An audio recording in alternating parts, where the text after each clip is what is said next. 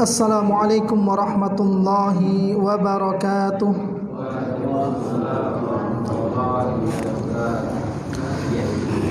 Alhamdulillahilladzi arsala rasulahu bil huda wa dinil haqqi liyudhhirahu 'alad dini kullih walau karihal musyrikun. Wa asyhadu an la ilaha illallah wahdahu la syarika lah wa asyhadu anna Muhammadan 'abduhu wa rasuluh. Ma'asyiral muslimin wal muslimat, kita lanjutkan beberapa hal yang membatalkan puasa yang pelakunya diwajibkan untuk mengqadha. Pembatal yang kelima adalah niat kuat untuk berbuka. Jika seseorang yang berpuasa lalu berniat membatalkan puasanya, ya jadi ada rencana yang sangat kuat, keinginan yang sangat kuat, mungkin dia sedang safar atau mungkin dia sedang mengalami kondisi sulit dan bertekad untuk berbuka, maka puasanya batal walaupun ia tidak makan dan tidak minum. Ini pendapat jumhurul ulama berdasarkan keumuman hadis dari Umar bin Khattab radhiyallahu anhu. Rasulullah sallallahu alaihi wasallam bersabda, "Innamal a'malu binniyat." Sesungguhnya setiap perbuatan tergantung niatnya. Ya, jadi dari hadis ini ya jumhurul ulama, ya mayoritas para ulama, ketika ada seseorang yang sudah bertekad bulat untuk membatalkan puasanya, maka ketika itu puasanya batal.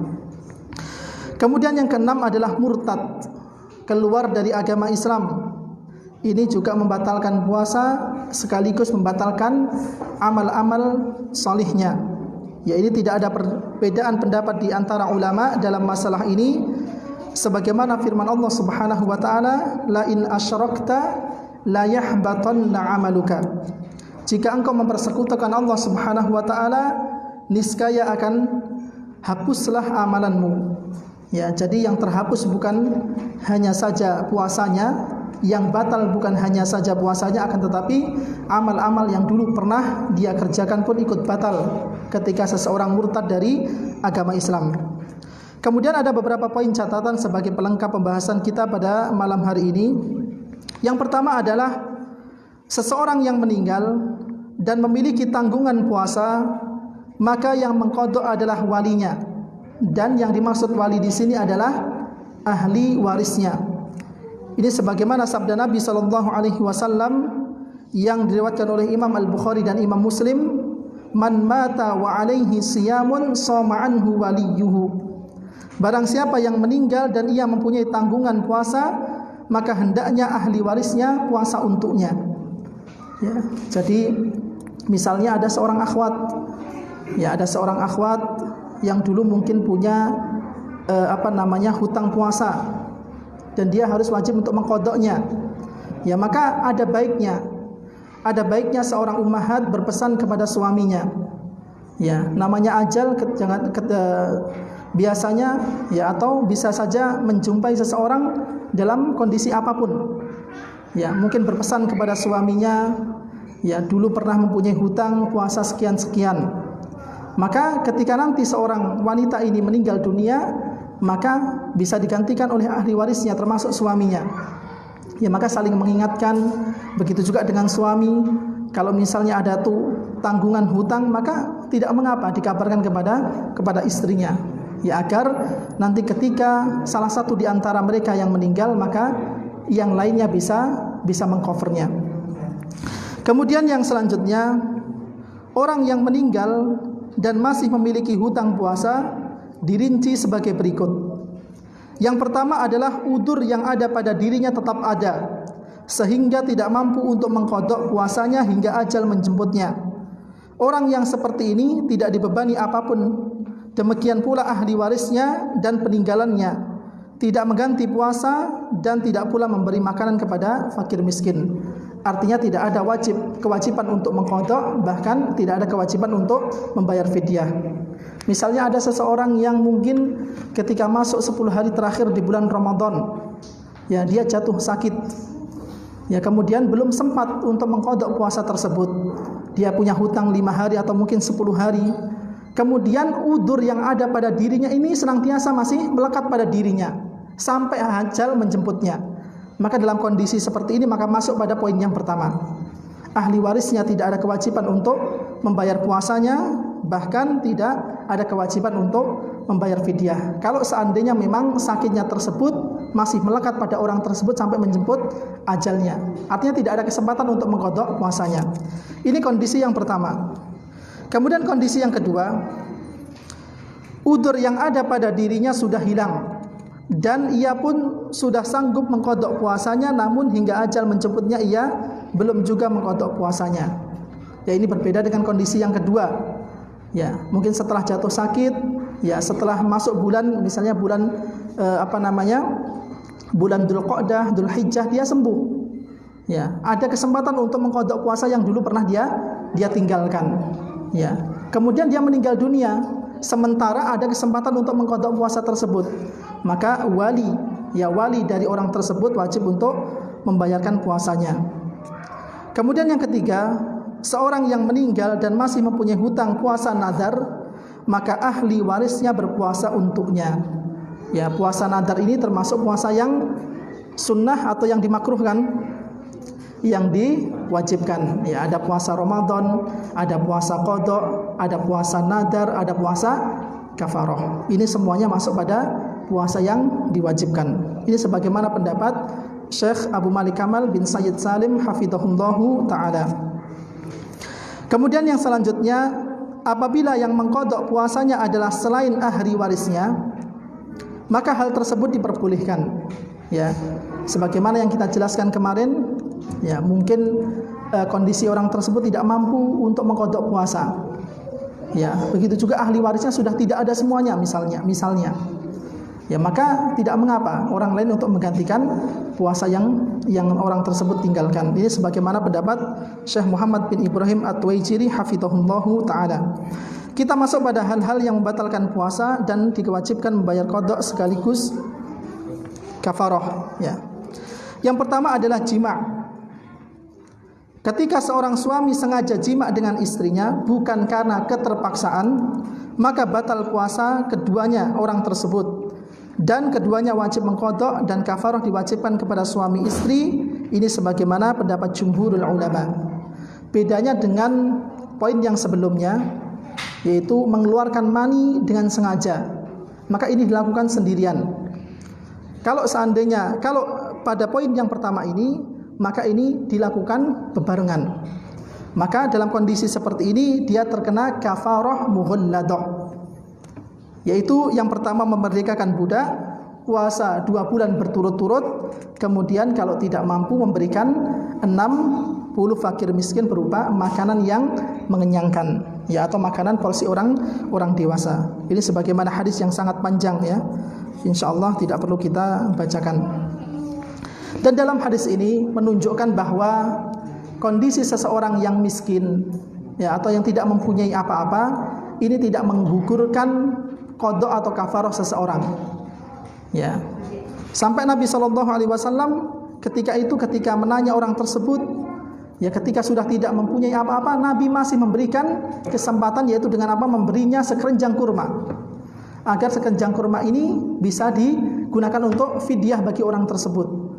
Ya, artinya kondisi seseorang yang mungkin miskin atau fakir ini tidak termasuk udzur atau alasan seseorang untuk terbebas dari kafarah atau qadha puasa.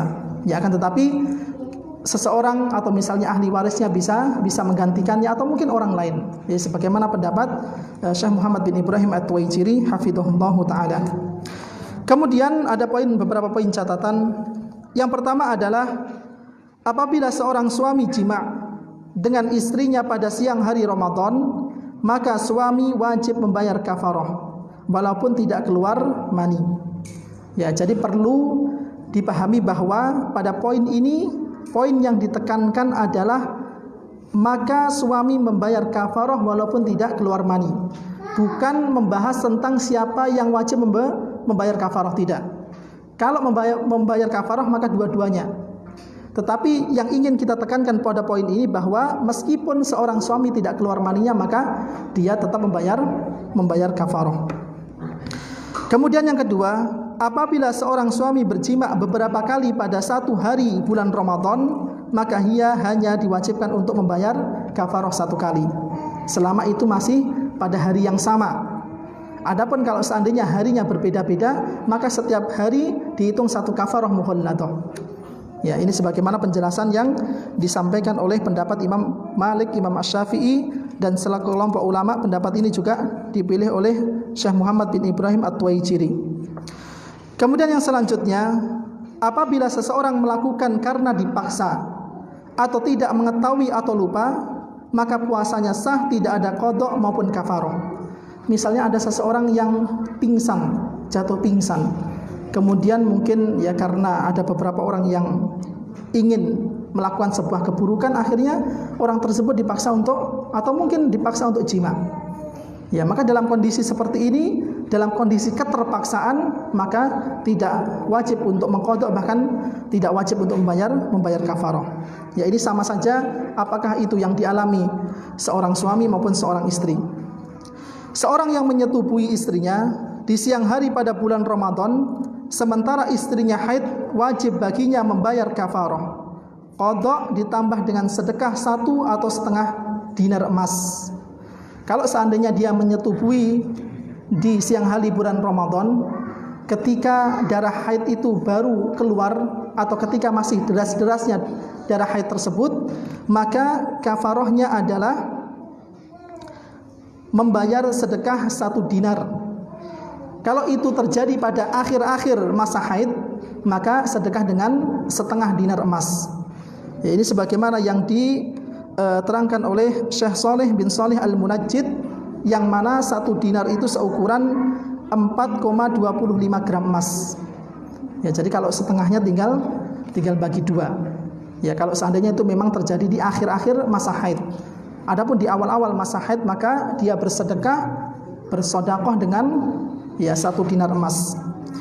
Kemudian yang selanjutnya, ya ini sudah, bagi orang yang wajib menjalankan puasa 2 bulan berturut-turut, maka puasanya itu tidak terputus oleh 2 hari raya, hari tasyrik, berpergian, sakit yang membolehkan berbuka, haid maupun nifas. Misalnya ada orang yang mempunyai tanggungan berpuasa 2 bulan berturut-turut. Ketika dia menjumpai 2 hari Aid, atau mungkin hari tasyrik, atau mungkin seorang wanita yang sedang mengalami haid atau nifas, maka ini tetap dihitung sebagai sambungan, ya, tidak terputus dengan kondisi-kondisi yang seperti itu. Artinya masih dikatakan 2 bulan berturut-turut. Kemudian yang terakhir, diperbolehkan membayar kewajiban kafarah orang lain walaupun bukan dari keluarganya. Ya, ini yang disampaikan oleh Syekh Abdullah bin Abdurrahman bin Salih Al-Lubasam rahimahullahu taala. Yang terakhir, para ikhwan dan akhwat rahimani wa rahimakumullah, adalah orang yang menunda qadha puasa tanpa alasan yang syar'i hingga datang Ramadan berikutnya. Seorang yang menunda qadha puasa Ramadan tanpa alasan yang syar'i hingga datang Ramadan berikutnya, maka hendaknya ia mengqadha, bertaubat serta memberikan makanan seorang miskin setiap hari yang ia berbuka di dalamnya. Ya, misalnya ada seseorang yang punya hutang puasa tidak dilunasi, ya, enggak ada udzur syar'i sama sekali. Ya, misalnya kalau seorang wanita mungkin ada udzur syar'inya.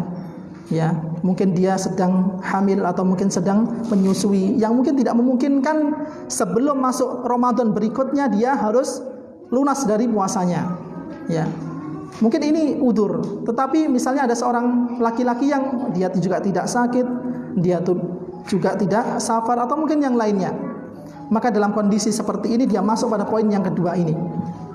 Ya, selain dia mengqadha, maka dia memberikan makanan seorang miskin, ya, setiap hari yang ia berbuka di dalamnya, sebagaimana pendapat dari Syekh Syekh Abdul Aziz bin Abdullah bin Baz rahimahullahu taala.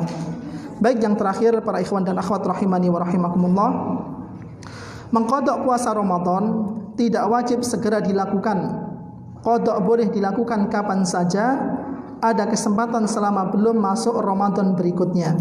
Namun dianjurkan untuk segera mengqadhanya.